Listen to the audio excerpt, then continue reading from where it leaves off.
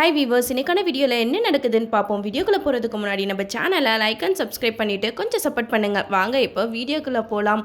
நம்ம ப்ரொமோ பார்த்தே 1 வீக் ஆகிடுச்சு. ஆனால் இன்னும் கல்யாண சீன் வரவே இல்லை.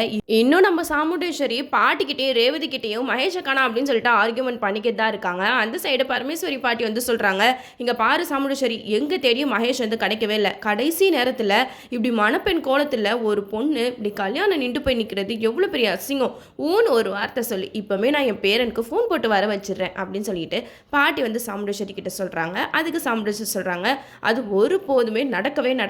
நான் என் பொண்ணுக்கு ஏற்கனவே நான் வேற மாப்பிள்ளை பார்த்து வச்சுட்டேன். அது வேற யாரும் இல்லை, என் டிரைவர் ராஜா தான் அப்படின்னு சொல்லிட்டு சொல்லவுமே நம்ம ரேவதிக்கு சுத்தமாக இந்த கல்யாணத்தில் விருப்பமே இல்லாமல் மகேஷை கடத்தினதே இந்த ராஜா தாம்மா, கொஞ்சம் அவனை நல்லா விசாரிங்க அப்படின்னு சொல்லிட்டு ரேவதி வந்து சாமுண்டேஸ்வரி கிட்ட சொல்கிறாங்க. அதுக்கு சாமுண்டேஸ்வரி சொல்கிறாங்க, இங்கே பாரு ரேவதி, நீ இதில் தலையிடாத, எனக்கு தெரியும் இந்த கல்யாணம் உனக்கு யார் கூட நடக்கணும் அப்படின்னு சொல்லிட்டு.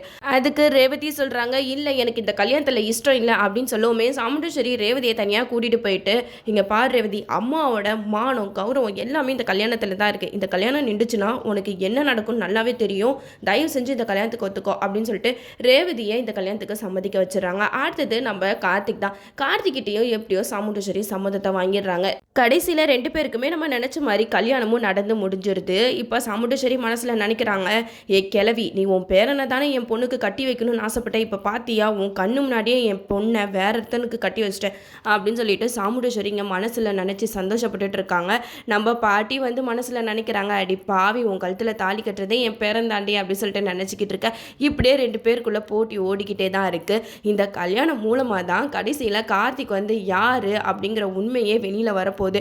நம்ம ரேவதிக்கு வந்து நம்ம பாட்டி அபிராமி இவங்க 2 பேருமே சேர்ந்து ரேவதி கிட்ட சொல்லுவாங்க, ரேவதி, உன் கழுத்தில் தாலி கட்டினது வேற யாருமே இல்லை, என்னோட பேரன் தான், அபிராமி தான் உன்னோட அத்தை அப்படின்னு சொல்லிட்டு எல்லா உண்மையுமே ரேவதி கிட்ட சொல்லிடுவாங்க. ரேவதி கிட்ட சொன்னதுக்கப்புறம் எப்படியோ இந்த குடும்பம் ஒன்று சேர்ந்தா அதுவே போதும் அப்படின்னு சொல்லிட்டு கார்த்தியை மனசார ஏற்றுப்பாங்க.